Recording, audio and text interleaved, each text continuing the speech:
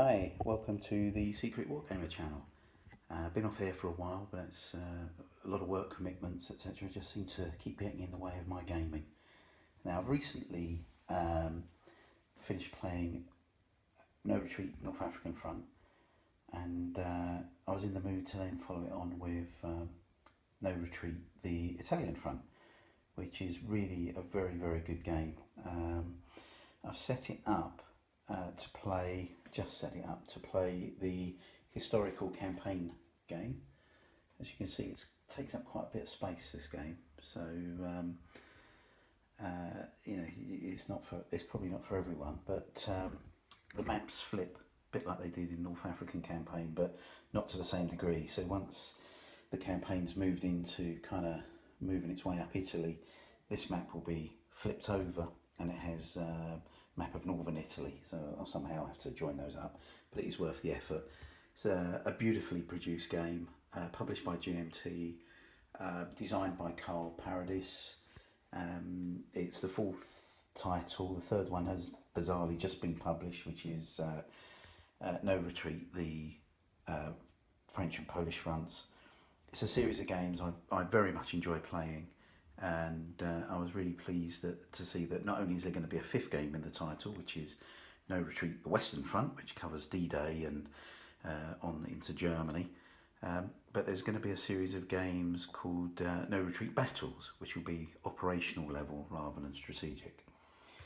So as I say, I'm playing the historical scenario. I'm going to kick that off shortly.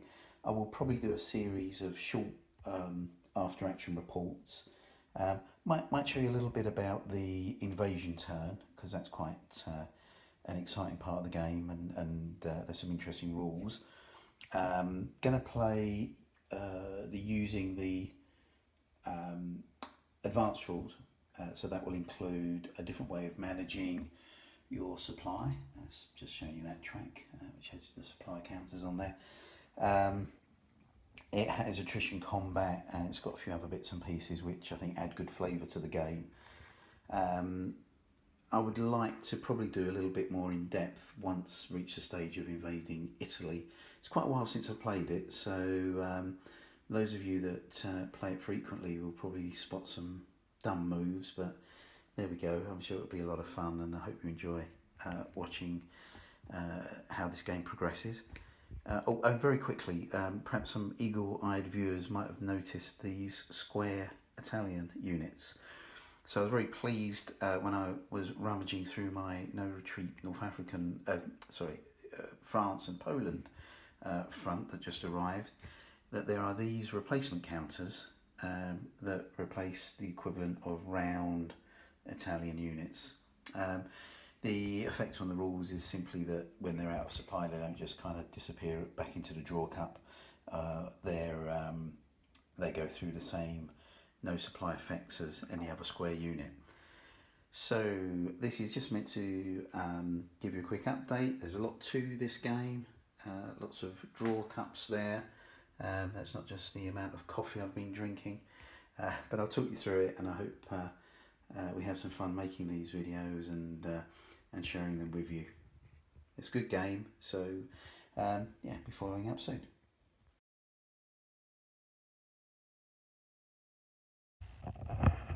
Hi there, welcome back. I'm about to start the first turn of the historical campaign, and that means that the Allies will have to invade Sicily, launch Operation Husky, so that's where most of the action will take place. I've got my initial Allied hand here, which you'll see has got the leader in command, which is General Alexander. He's got certain attributes, so we get an extra counterblow marker. I think that's a discard allowance. There's various other things which I'll look at as we go through the game, actually, and remind myself. And here's some attributes that affect reinforcements. The Allies start with 2 cards. One I've taken as random, so that looks like that's a combat card. Play that during the combat phase to improve improve the results, or potentially improve the results. And this is card number 10, and that's a mandatory card that you pull, and that's to play Operation Avalanche. So Avalanche was the invasion of around Salerno after Sicily was taken. So we'll keep that and we'll look to play that later. For the Germans, as you can see, Kesselring is in command. He has some special attributes. I think that Luftwaffe means something around damaged Luftwaffe units coming back at full strength. Again, we'll go through that when the time is right. And they draw this card at random. Forced labour, play through the strategic phase. Oh, it's about fort markers. So those familiar campaign would know that there's the Germans built some really powerful fortified lines. Can't play that until turn 4, I think it is, that forts come into play. So these are all a bit funny angles because of the shortness of space. Just some points to make. Turn record chart here. You'll see that, can I show that? Yeah, the turns are monthly, July, August, September. But if you, either side declares a major offensive by playing a card, then that tells you how many weekly turns you can have.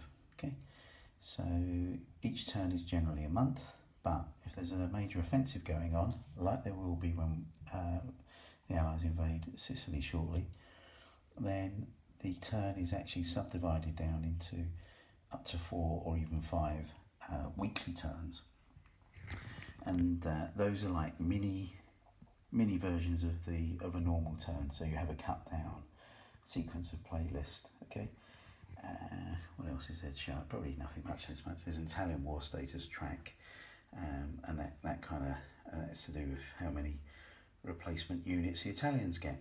Anyway, we'll get into this in a minute. The campaigns start partway through the turn record. Sorry, I'm just tripping over something. And so, oh dear. The campaign games start, I think, at the event phase in the sequence of play. So we'll move to that shortly, and we'll just go through that for this first turn. Okay, so I've just done some off-camera activities for the game, drawing event cards for both players or both sides. During this strategic phase, if you're familiar with these games, the sides alternate in playing cards in the strategic phase. Nothing major happened, although as the Allies, I played this air interdiction card, which the effect of which is to restrict the Germans to just one target marker. So that could be handy this player turn, just to stop the any kind of major counterattacks, etc. They'll just get one stab at it. Importantly, what I've also done is set up the invasion, as you would expect. Right, to do this, under here you place a landing marker on a landing zone hex. Okay, that's Smiley's with his arrows. Right, LZ as I call them, LZ as my American friends would call it, and you'll see there's one of these under each of these invading units. Commandos can land on any coastal hex, so I've landed the American Rangers here, and the good thing about these guys is that they remain in supply whenever they're on a coastal hex. Similarly, the British Commandos have landed here to sort of back up an offensive and take their static unit out of play pretty quickly, hopefully. So there's a little bit of glare. And so the Brits, I've got the Canadians actually, Brits and Commonwealth I should say, mechanised unit. This little oil barrel here indicates that they take 2 points of supply, which could be something you can get caught out on. At the moment for the Allies there's no supply issues at all, because at this while they're on landing zones, they're all in supply. What will happen next is the movement phase, and units not in zone of control can move, right? And I can also drop a paratroop unit. So I will just start doing that off camera and show you the results. Okay, so now we've moved our invading army. You can see where this armoured unit was on the landing zone here. Because it wasn't in any enemy zone of control, it can now spend one more movement point to land on this beach. If it for any reason was still out of enemy zone of control, it could continue moving. Because 3 movement points, I should have said originally, to get onto the landing hex, and so it's just used 4. Okay, this guy can't move because he's enemy zone of control. This guy can't move, enemy zone of control. This guy could move because he's not in an enemy zone of control when he was on the landing zone hex. Okay, Brits have come ashore here. Well, Canadians have come ashore here. We've got the commando unit here. So that's going to be pretty much a slaughter of this unit, and which will allow these units to come ashore by advancing after combat. We'll see how this one goes. The 82nd landed in these hills. Just wanted to give a bit of protection to the landing sites and put this unit under pressure. Because it's landing in an enemy zone of control, it's counted as an opposed landing. So I had to draw a card and you check for the symbol. So if that had been a German cross, then that would have been a step loss, but it's not. It's an Allied roundel, and that means it's a safe landing. So the 82nd have come down in good shape. What I'm going to do now is figure out which combats I want to take place. Now in these no retreat games, you have where did I put them? Oh yeah, target markers, which you may well be familiar with, and I get 4 of them, and on this occasion we get 3 shock markers. Now, something I forgot to mention, when you start an offensive, the weather determines how long the thing could last, or could add to the length or subtract from the length of the offensive. So Husky has a core 3-week duration, but because it's sunny skies, it gets an extra week. Now it should, I should also get, under those circumstances, an extra one of these, an extra shock marker, but that gets negated because I think they're only under limited air cover, so they just get the 3 shock markers, and those basically improve your battle odds. So I think clearly going to attack here. Put a mark on him, and yeah, definitely going to be attacking him and him. Now what I'm not planning to do is a combat against this Italian unit, so I just don't think it will get us anywhere. So I'm not going to do that, but what the Italian could choose to do, where is it, is take the this target marker, flip it to a counter blow and force a fight here. Now if they do that, there's no terrain effects, modifiers, and I think it would be a more advantageous attack for the Allies, so I'm not actually going to do that. And because of the card I played earlier, which there was a card played earlier which oh, I've lost it. It was the interdiction card. It meant that the Germans were reduced for this player turn to just one of these, so I don't think I want to spend that one right now. So we'll start calculating some odds, I'll do some combats, and let's look at the results. Right, we've had a successful set of landings. As you can see, the US troops have made some headway. I wanted to put a marker in there for Gaia being taken. Because there's multi-hex advance and other bits and pieces in the rules, this indicates that there's a second combat that can now take place. So it'll only be the units in those stack can attack this Italian. I'll do that because they're two quite powerful units here. I reckon we'll take him out. And the Brits, this static unit you may remember that was here, got absolutely annihilated. Well, it sort of got annihilated. It got a retreat result, which because it's static, it couldn't gets destroyed. Means we can still advance. So I've used. Oh, actually, that's incorrect. Okay, advance to there. Good spot, John. Well done. So we've got a decent toehold here. The next phase in the game, we'll move these landing markers ashore. They become supply sources. Should I mention, because I'm using the advanced supply rules, I can use this combat marker. Can't remember, did I mention that? Well, if I didn't, I can. And if I did, well, you know about it already. What else? There was something else I was going to point out. Oh, yeah. Okay, so there's a clarification in Board Game Geek around how these supply points work, right? So you can see it on 25 points.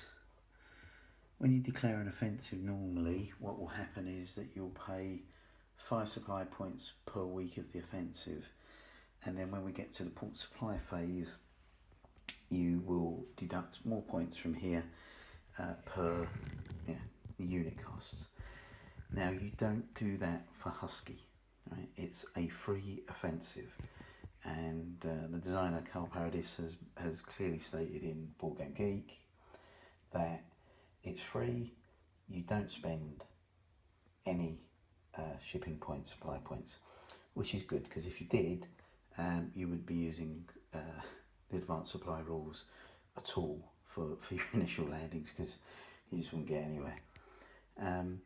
So let's do this second offensive, shall we? So let's see how this works out. So I've got 12 factors against 2, 6 to 1. The Italian unit is in the mountains, and that gives a 2-column shift. So that will go down to 4 to 1. I can't put any support markers in because I'm blitzing ahead here. So we'll just roll the old dice. Got a 4. See that, just to prove it. So 6 to 1, 2 to the left, 4. 1, 2, 3, 4. Defender retreats, I think. Defender retreats. Defender retreats his units 2 hexes, or doesn't retreat and loses 1 non-white step. Attacking units can advance. No, we'll retreat. We'll head towards the supply source, so we'll go 1, 2. I think I can do that. 1, 2. Yeah, you can't zigzag. Now I'm assuming I can advance again, so I'll just pop this bad boy in there, and that's it. Oh, that's it, done. So then we move into the next phase, which is a reserves phase. Now I'm not planning on bringing any more units ashore, so I think all I do is move my landing markers and flip them to beachheads.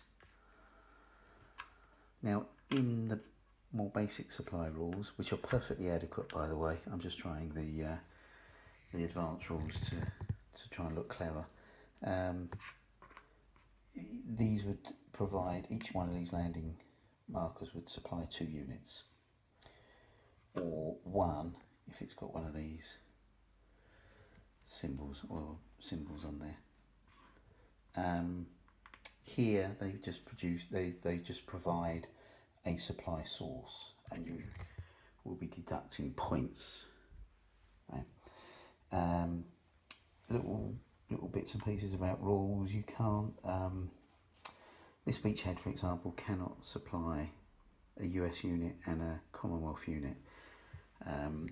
Likewise, when you capture a port, which hopefully I will do soon, that port will only be able to be a source of supply in the advanced rules for one army. So the Americans are going to have to live off their beachheads for quite a while until they take Palermo. So we'll see how that pans out. I think I've shown you most of the important things. The next sort of video will be an after action report. Otherwise, you'll get sick of my voice and these will take forever to play through. Okay, so first German turn, week 1 of the offensive for Operation Husky.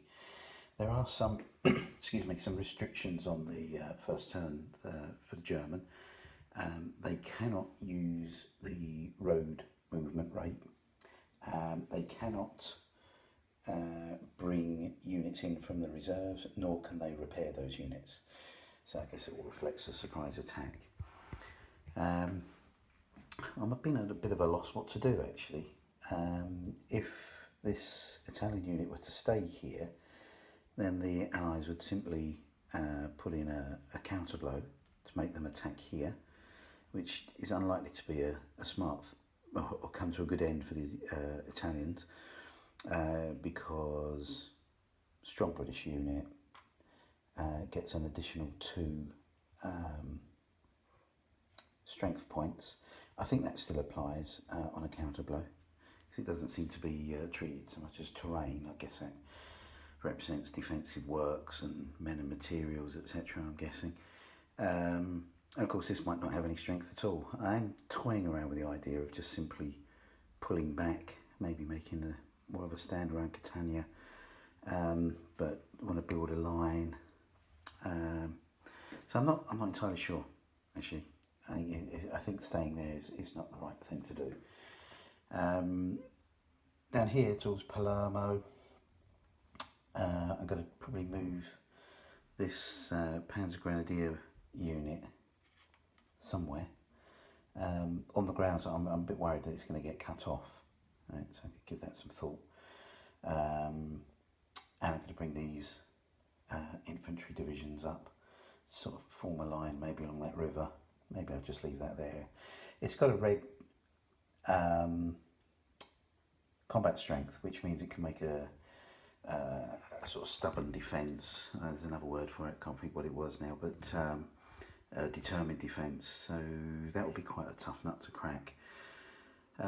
I'll make the moves and then we'll sort of play through the results and take it from there. Well, I've made the moves and I'm not sure if I've done the right thing or not. I did leave the unit in Siracusa, and as I expected, the Allies have used their free counter blow. You'll see with General Alexander, that symbol there tells you get a free counter blow. Otherwise we would have had to have discarded a card. What else? I've moved this the Hermann Goering down from here to here just to try and start, just to really stop the US armoured units from charging through. I guess they'll be at the limit of their supply range. 1, 2, 3, yeah. So they won't be able to go too far. And also, I think it's important they take seal off this part of the map and maybe go for Palermo. Now I'll think about how I deal with this guy later. So let's flip him over. Oh, 1 combat factor. We've got against 6. That's I think that's an automatic, probably an automatic counter attack. I'll have a look at the rules on that. I was right. This is not going to go well for the Italians. I should have moved him out, but there you go. Could have been worse. Could have had no combat factor. yeah, so that's where we are. Okay, so this will, when I've concluded this turn, we'll be at the end of the first week of the invasion, and then we'll go through the start of sequence for the next weekly turn. To be truthful, that entails is drawing one card each. I think there's probably a discard in there as well if you go over your limit. I'm not planning to go through in as much detail the rest of the campaign in Sicily. I'll show this counter blow, and then I'll probably just do some after action reports. What I want to then do is when we come to the main invasion of Italy itself, then we'll cover that again in a bit more detail. Thinking about it, I didn't move any of these units. Yeah, let's move him into Naples. And we'll move these guys.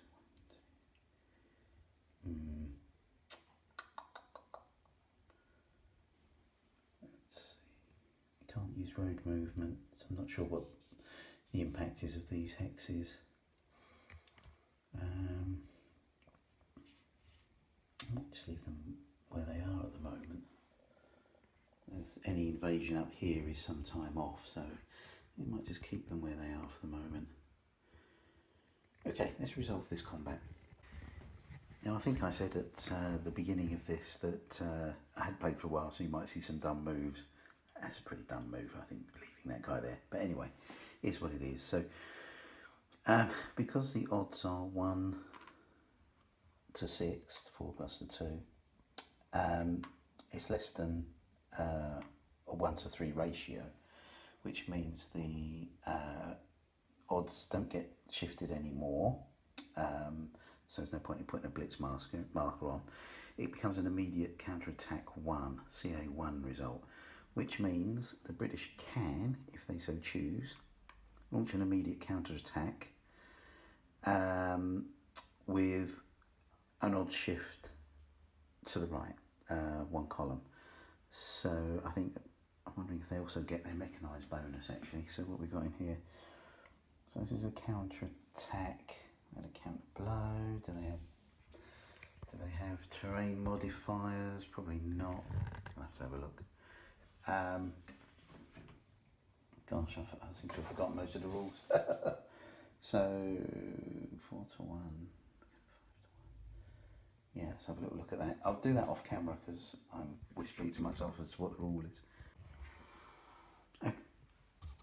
Okay, so yeah, it is as I surmised. There's no terrain modifier, so this would be a 4 to 1 attack, shifted 1 column to the right, so it become a 5 to 1.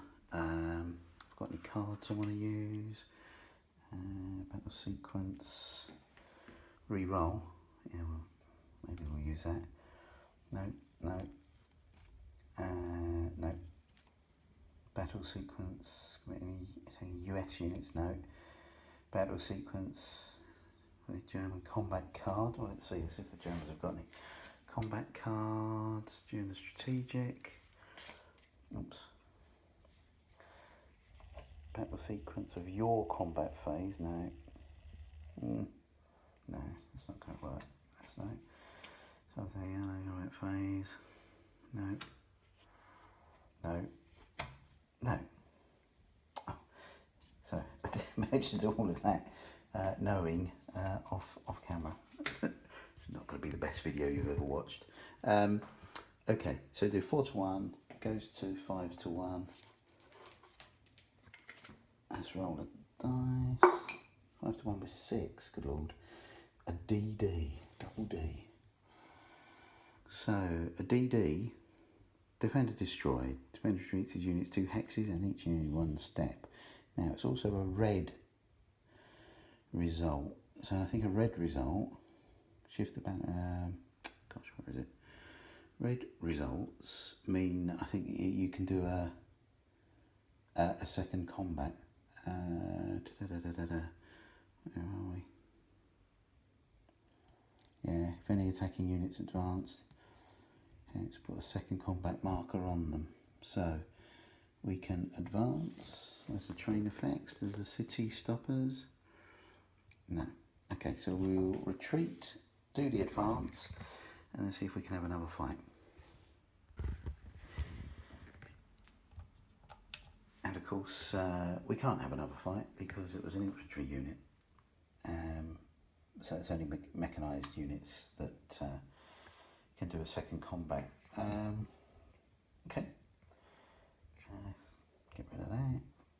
That's all over. Da-da-da-da.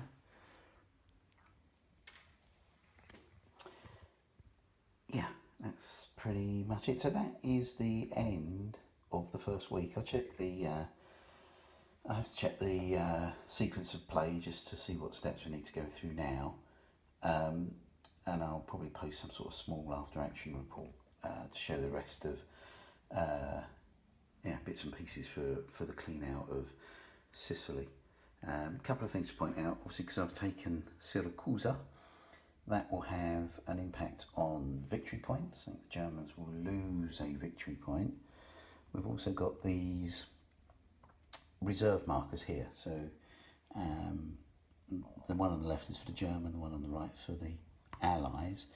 That means that you can gain a reserve, additional reserve. Now I think the Germans have got some left they can add, but the Allies are maxed out. They haven't got any more reserves to add, I don't believe. And the other thing that happened is that it will adjust the level of German victory points. Okay,